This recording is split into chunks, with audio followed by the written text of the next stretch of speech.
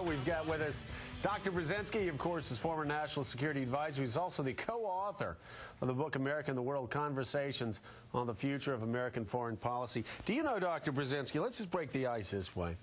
Do you know that your daughter has been seen on the Acela train from New York to Washington wearing a sweatshirt that says stunningly superficial? Was that sort of confessional? I think, well, wait a second. I never thought about it. Did you buy that T-shirt for her?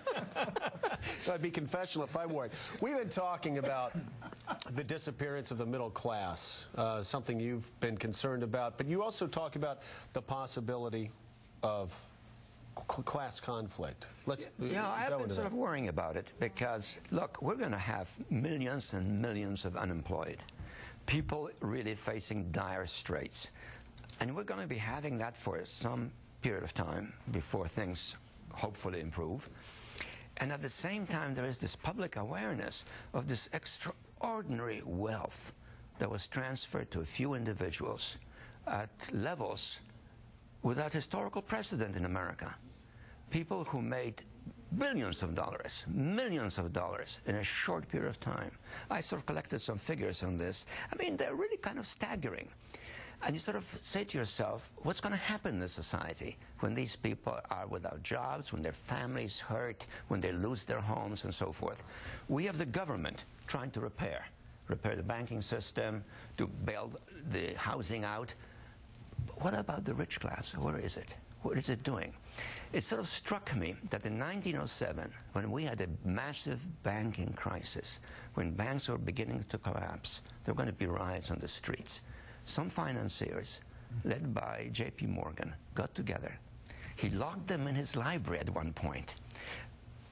He wouldn't let them out till 4:45 a.m. until they all kicked in and gave some money to stabilize the banks. There was no Federal Reserve System at the time.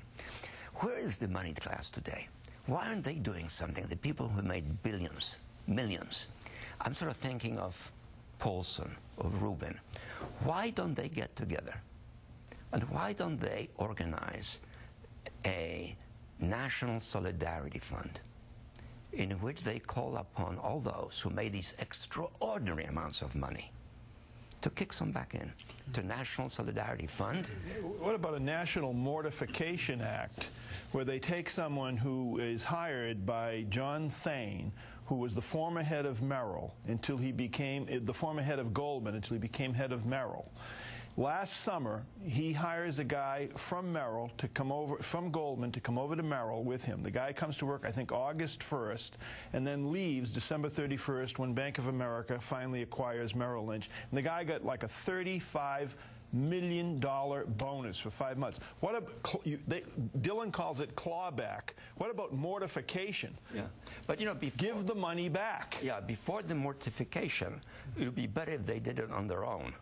Now, there could be public pressure. There could be lists of people published who have made money over the last X number of years. I have a few figures. For example, Merrill Lynch, in the year 2000, gave to 149 individuals the total of $3 million each. Their total bonuses that year amounted to $3.6 billion. In 2006, 400 individuals received income of $263 million each. I mean, just think of these figures. Under Bush, under the top 400 richest men in the United States, men or women, I think the last numbers before this break, you had to have net worth of $1.4 billion to get on the list. Well, there you are. You know, under Bush, in the 8 years of Bush, bonuses on Wall Street amounted to $180 billion, 180. In the 8 preceding years of Clinton, 105. That's almost $300 billion of transfer of wealth. Suppose a portion of that went to a National Solidarity Fund voluntarily. If we had prominent people like Rubin, Paulson organizing this, maybe we ought to mortify them a little bit, but why don't they do it to prevent class conflict in the society? Jeffrey Sachs was on our show 6 months ago, and he said that if you look at the bonuses that were paid out in 2007 to people that worked on Wall Street, those bonuses accounted for more money than aid we gave to the entire continent of Africa. Yeah. Over $30 billion. Absolutely. In bonuses. Yeah. Not salaries, had bonuses at the end of the year, Pat. Difference is, yeah, you know, the difference is between the J.P. Morgan walking into the New York Stock Exchange and the robber barons and those guys.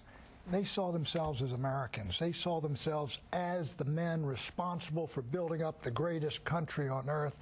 A lot of these folks you're talking about, these finance guys, they see themselves as globalists, well, citizens of the world.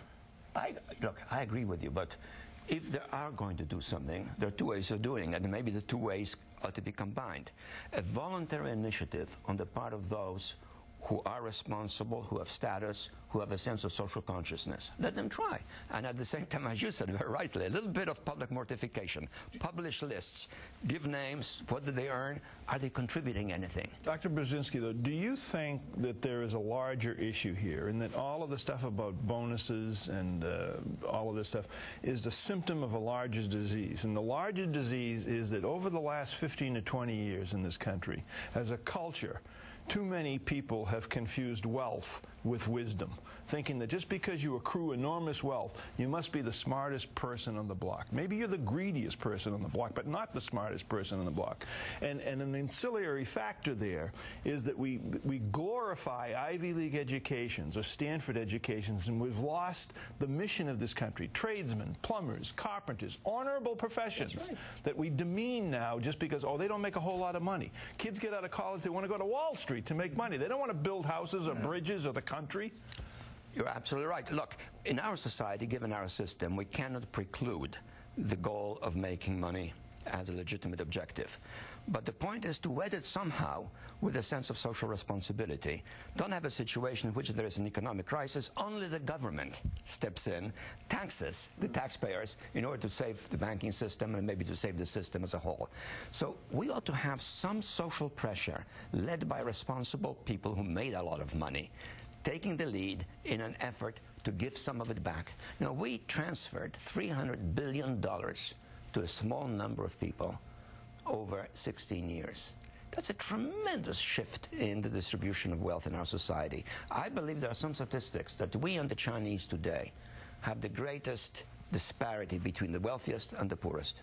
That's a terrible testimonial to America. What is the impact of that shift? We're seeing that impact play out today in Detroit, with General Motors possibly filing for bankruptcy. That's right. Literally the middle of America rotting economically. People with no hope, Pat, of achieving even... His point is well taken. I think since 1974, as I mentioned, real wages, you know, adjusted for inflation of working people have stayed about here.